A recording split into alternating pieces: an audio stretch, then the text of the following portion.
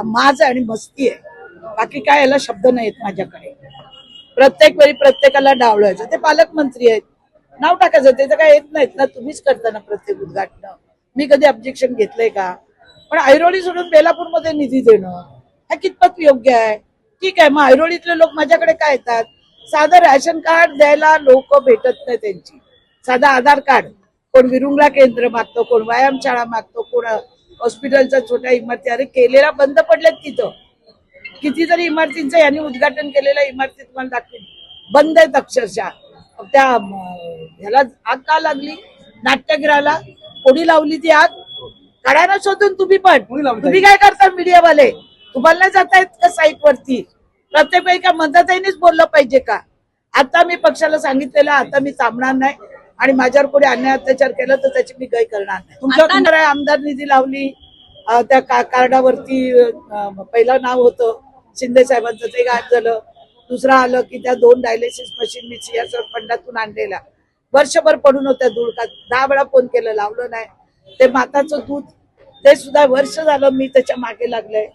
तर मी केलेला कार्यक्रम आहे ना, तुम्ही कसं काय क्रेडिट घेऊ शकता? बरं घ्या, चला ते मी तुम्हाला देते, पण कमीत कमी तुम्ही आमदार निधी इथे लावता. आणि त्यावेळी मला काय बोलत होते जेटवर, मी इथला आमदार आहे, मला विचारल्याशिवाय काय करायचं नाही.